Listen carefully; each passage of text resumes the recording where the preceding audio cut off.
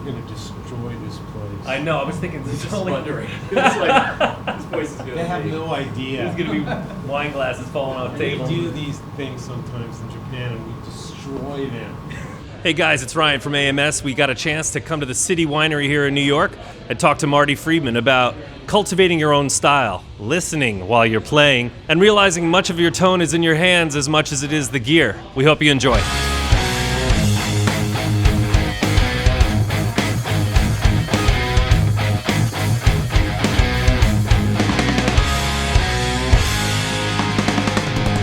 So I was reading recently that you used a variety of vintage gear on drama. Yes. And then I was also struck by the fact that it just still sounds like you.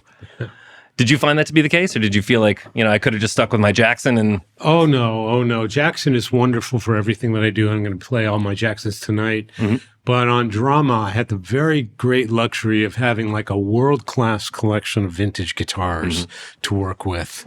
And not only the guitars themselves, but a master luthier to be my guitar tech. Okay. So it was basically like he was a sommelier. I don't know how to pronounce that word. I think it's good enough. Of guitars and amps, and I'd play the line that I want to play, and then he'd say, oh, well, you need this guitar and this amp and maybe this effect. Not much effects, but he would set it up and say, try this, and boom, go straight to the sound. 9 times out of 10, it was perfect. If it wasn't, he would suggest something else, and just the easiest and most fun way to make a record ever. It must have been a real luxury. It was such a luxury. I've already told him, look, we're doing the next record together. He's been offering me for years. I could never make it happen, but I finally did it, and next time it's going to be him again.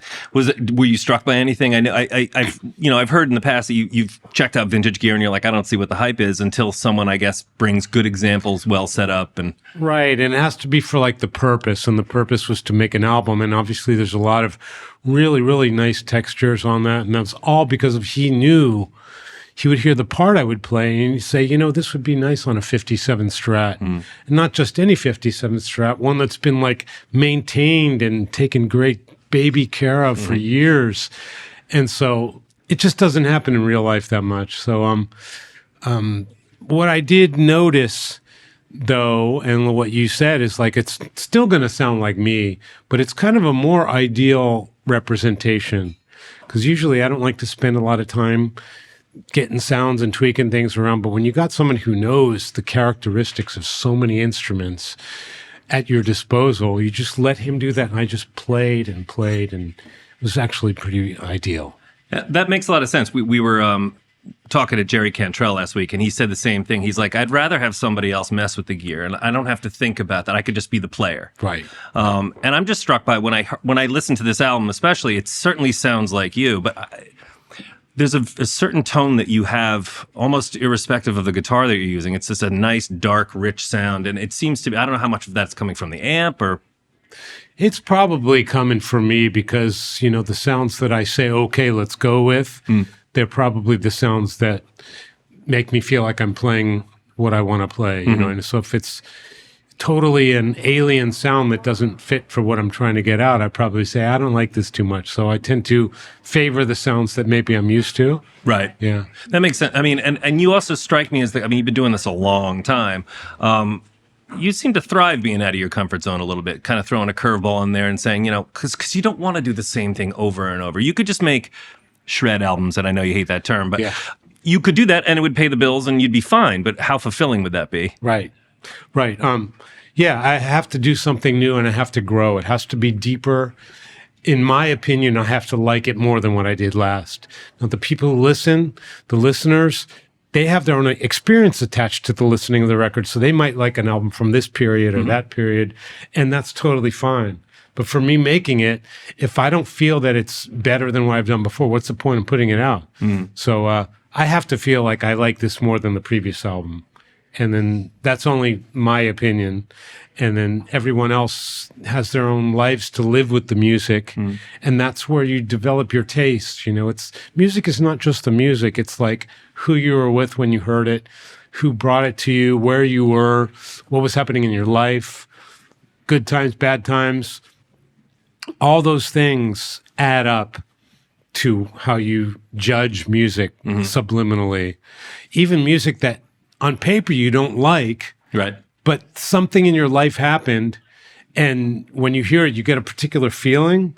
And I remember when I was a kid, I lived like in Maryland, and that's kind of like the border between North and the South. Mm-hmm. And at that time, my friends and I, we were kind of like the North side, and anyone who listened to like Southern rock and all that, Leonard Skinner and all that, they were on the South side. It was like deadly enemies. Really? Yeah, deadly enemies. And we were like rock, Black Sabbath, Kiss, all that stuff.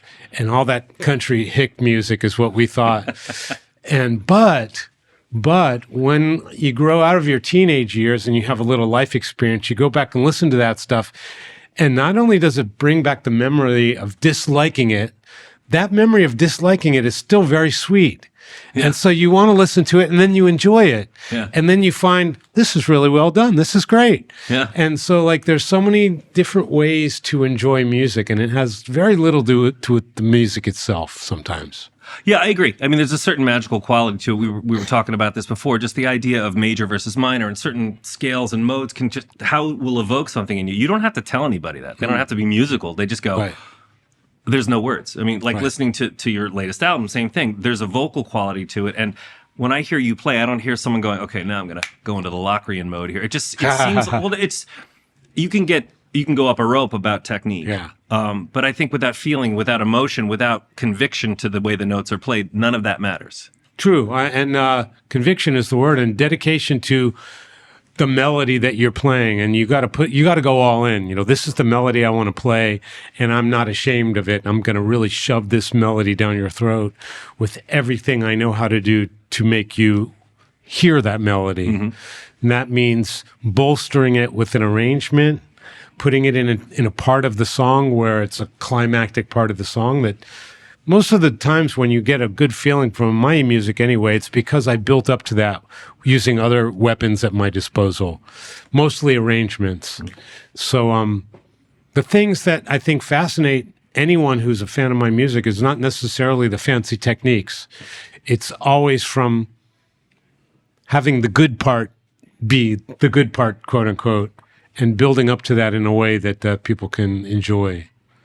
Oh, absolutely. I mean, I think of you as the type of player that plays with a lot of feeling, and you're listening when you're playing. In terms of what's the background doing, these notes actually mean something. Like Symphony for Destruction, which has been played a million times, but that solo, everything lands in the right spot. It's not about, here's the fast part, here's the burn. It was, I don't know if you composed it.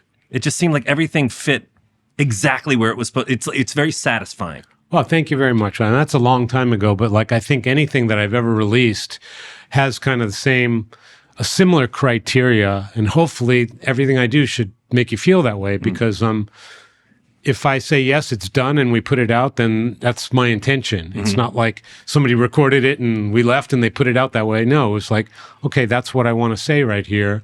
And usually I have, habits, and I'm a more, like you said, listening. I'm more of a listener than I'm a player. I'll do a take of anything and listen to it several times before I sign off on it. I listen more than doing takes over and over again. Mm-hmm. So I find for me, listening is utmost important. I totally agree. And sometimes we can kind of retreat up our own butts a little bit and over-listen to it and overcook it. And so it sounds to me like you know where the line is. Okay, look, I played this, I listened to it, but now I have to kind of back off and just let it be what it was. Mm-hmm. Have you ever had any examples where you're like recently that you're most proud of, something that you thought wasn't going to turn out the way it did, and then you're like, wow, that's even different than I thought it would be? Well, every time, when you listen back, when you're playing it, you feel like, okay, I did a pretty good job on it. Listen to it back, it's like, wow, it's a lot better than I thought. Because when you're in the moment, you're kind of you're listening and playing, but when you play it back, you're just listening. And so then you have a real listener's perspective. I think a lot of times what maybe less experienced musicians do is when they're playing it, they say, oh, did I play it correctly or not? Okay, I nailed it. It's done. Mm-hmm. That's absolutely not nearly enough. Sometimes nailing it means nothing. You have to listen to it back, and it's like, okay, I nailed it, but is it great? Does it make me feel good? Is it interesting? Is it new? Could I do better? Mm-hmm. Just nailing it, that's the first ground level. You got to go up to the roof on this stuff. Especially these days. I mean, there's so many great players out there, and there's a difference between being a guitar player and being a musician. But part of what I really like about your style, it's not just watching you play, but I was always struck by the exotic scales and the Eastern sounds that you brought into even heavy music, or very melodic music for that matter. What drew you to this? How do you stumble upon that? When everyone else is shredding pentatonics in the Phrygian mode, you're like, I'm going to do the Hirajoshi scale or something. And how do you put that in music and still have it be musical? Yeah, well, I was, when I started playing, I was, of course, into like flashy playing as a young teenager, and I never really followed the theory books on anything. And luckily, I could play pretty well. And I think every musician of any instrument comes to like a crossroads. And when I was a teenager, what the good guys would do, they would get good, and then they'd go to jazz, or they'd go to fusion. Next thing you know, they cut their hair, and they're playing like jazz fusion licks and all that. And 90% of the guys did that. The other 10% of guys were like, back then Van Halen came out, so they went into this right hand rabbit hole with that. So that's what everybody did. And although I respected all of that, it just never appealed to me, and I was kind of like in a no man's land. And then I was in Hawaii and I heard Japanese music. It was all over. Oh, so that's what did it for you. That's what did it. I heard Japanese singing in traditional Japanese enka music. Yeah. And I thought, this kind of expression, I've never heard anybody do it on guitar. So I copied vocal lines. I copied the way notes are held out. I copied the way notes vibrate with human vibrato, and melodies that were unusual, not American melodies that you grow up with. Motifs, and they use unusual chords and unusual themes, and song construction is totally different. So I started analyzing that, and that just opened me up to like music from other countries, other instruments other than guitar.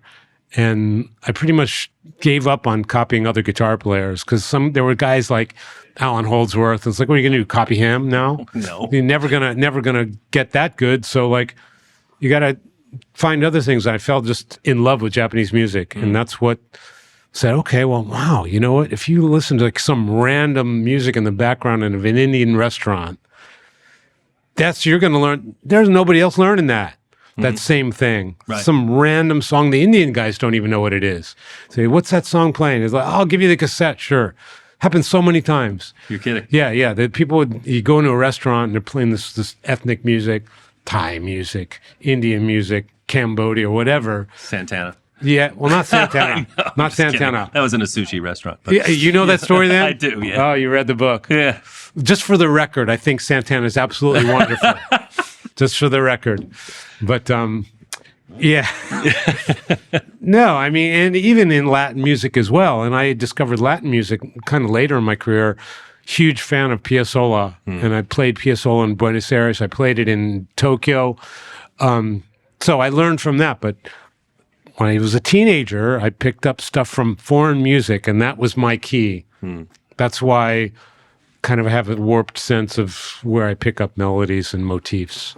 Yeah, warped is a good way to, I mean, I've even watched your right hand technique, and I think that it's just so unique. But at the same time, like I said before about technique, it's not like you're hitting anyone over the head with it. It just comes out as something that you are. And I think the lesson to learn there is that, it's easy to copy all the people you admire, but if you can bring something new to the table and still make it musical, that's the cool part. Right. Because the way you play your vibrato, the way you hit a note, you could say, well, a lot of blues players do that, or a lot of rock players do that. But then the phrases kind of come in, and it's like, how do you bust out of that rut? How do you go, okay, I've done this exotic scale or this or that before. What do you do to keep it fresh and new?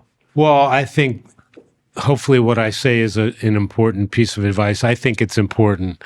Of course, it's great to copy your influences because you like them. So that's part of your identity. So you should pick and choose the parts of your influences that you like and learn them and discard the rest. I remember when I was a kid, I was a huge Uli Roth fan, Uli John Roth. But he had like two sides of his playing. One was like this romantic kind of classical and very, a lot of fancy romantic cascading runs and beautiful kind of difficult sounding phrases and melodies and exotic sounds. And I love that. On the other hand, he was a big Hendrix fan, and he was like doing these blatant Hendrix ripoff things because he loves Hendrix and that's part of him. But I saw these two different sides of his playing, and I went directly to this side. I learned all of his solos that I loved. And when he's on the whammy bar and he's doing all of that Star Spangled Banner type of things, yeah, that's fine. That's fine. I didn't like that part. So what I'm trying to say is, with my influences, I picked and chose. Like, I picked the things that I think I could do something with. And that's one way to have an identity. And a more important way is every single note that you play, you have to make a decision. How are you going to play that note? You're going to hold it out. You're going to shake it a little, shake it a lot, bend to it, bend from it, slide to it, slide from it, play it long, play it short. That's just one note we're talking about, all these decisions. But when you make those decisions and make them with the intention and criteria of, okay, this decision is what's going to define me. My name, John Smith, is going to be the guy who held this note longer and stayed after the beat. Or I'm the guy who jumped in the solo 2 bars beforehand or came in later or whatever. Every single decision that you make, you are the sum total of those. So the more first, you have to consciously do it, but when you do it a lot, it becomes subconscious, unconscious. You're automatically making those decisions, and that's who you are. That's a very deep way of looking at it. It's almost like you're cultivating all these different styles and choosing what makes the recipe that sounds like Marty Friedman. What I love about it is some of the things that you do microtonally. I think, here we're so used to whole steps and half steps and things like that.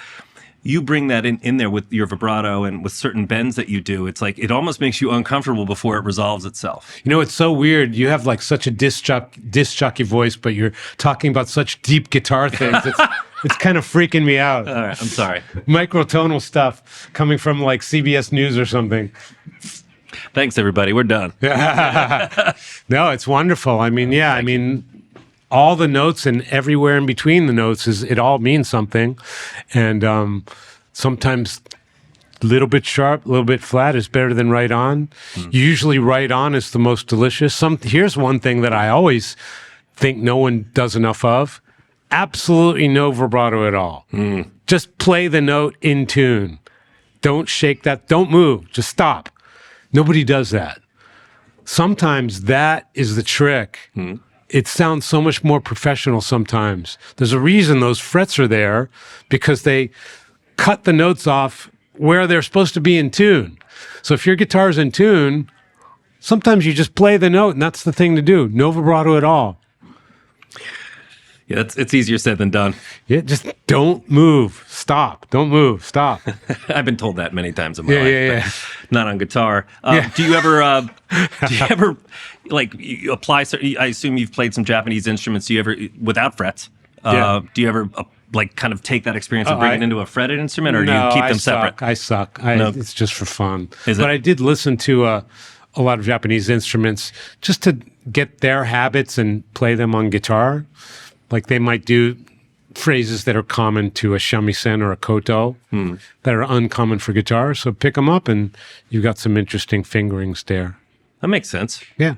So I'd be remiss if we didn't talk about gear a little bit. And again, you're kind of famous for not being a real gearhead, which I don't say in a bad way. I think you just focus more on, I'm going to play and, the gear will kind of help me do what I needed to do. But it must be nice to be back in the Jackson world. It seems like that's what a lot of people identify you with, that brand. Yeah, I've been with Jackson most of my career. I've had very fortunate to have a lot of signature models with other companies, but Jackson by far the most, and by far the most successful, and just a workhorse. And yeah, gear, I don't know about it. I don't really care about it. As long as I have a world-class tech with me, I feel great. Yeah. He does everything and also plays great guitar. So, I don't even have to show up and sound check. He totally shadows me, plays my guitar parts with my band. I show up at the show and gear's set up perfect, does the switching. This is the ideal situation for me. Mm-hmm. But for some people, they're very talented with gear. they have that chromosome. Like they know how to tweak their sounds. I'm just not born with it. I don't have it. Especially in Japan, more than America. Guitarists are really into gear and tweaking. And in America, some guys are like me, they got a good tech and they just show up. Right. But in Japan, like 9 guys out of 10 are really, really good with their own gear and very particular. Even my band, way more than I am. Really? Yeah. And it's funny because I've read about some of the things, you don't traditionally use whammy bars. You like higher action, you like passive pickups. So a lot of heavy or, even guys who have been in the metal world, stuff like that, it seems to fly in the face of all those things. Yeah. What is it that you don't like about, you just want it all to be out of your fingers and not have anything else coloring it? Yeah, I like it simple. I don't like a lot of effects either. I really only have one. It's a Maxon AF9 auto filter. Just right now, Tech 21 has created a signature pedal for me that emulates the sound of my amp with that pedal. So you get my whole sound in one box, and that should be out really soon. Okay. Yeah, it's fantastic. It took 6 years of development, just got done, and they just announced it at NAMM. But yeah, I'm like simplicity. No moving parts, no locking nuts, no springs, none of that. And volume. Yeah, well, when I was with Ibanez, I said, I want a guitar with no volume knobs, no, just put it on, put it on 10 the whole time. They said, no one's going to buy it, man. Please. I think they made one for me. Well, the reason I say is because we're here at City Winery and you're going to be in that room there, and we're going to destroy this place. I mean, nobody knows what's going to happen. I love, we play some gigs like this sometimes in Japan. Yeah. It's very classy and like, it's really a kind of upscale vibe. And I tell you, we're going to blow this place up and they're going to ask us back. Okay. It's really going to be the weirdest thing. Yeah, what? I think people who come to this stuff, they expect a nice evening with wine and maybe their Pinkies girlfriend. out. Yeah, pinkies out. Yeah. But then when we rock their asses off, they say, you know what? I had a really good time. And they leave feeling very positive. And, a lot of people who come to these kind of places, I don't really want to say it, but like they've given up on rock. They've given up on life altogether. They've given up on like getting sweaty and just going completely mad. And they don't know. Maybe they've heard Drama. It's a very romantic album, and we are going to play a lot of that. But to contrast that, there's a lot of other stuff that could be offensive to some people. I think you're looking forward to that. Yeah, I love it. And we're sold out. We're playing like some smaller places like this just to be sure that we sell it out. Right. Because it looks good. Nobody knows the size of it. It just says sold out, Well, I appreciate it. I can't wait to see the wine glasses clinking on the tables before people even pick I hope them we up. don't break too many. Hey, listen, they'll put it on your rider. You'll be fine. Yeah. Well, I appreciate the time, man. I really do. Likewise, Ryan. Thanks for coming. Great chatting. Take care, Marty. Thank you, sir. We want to thank Marty for sitting down and talking to us today, and we also want to thank our friends at Shure Microphones for making it happen. We hope you enjoyed it. And for more content like this, be sure to like and subscribe. And if you want to check out any of the gear that we talked about, come and see us at americanmusical.com. Beautiful. That was amazing. They gave me a 10-minute ago to say 5 minutes, and I didn't, Great answers, too. Good fun. Thank you so much. Yeah, man, I appreciate it. Thanks, guys. You're all set. You're free to go. And keep your water.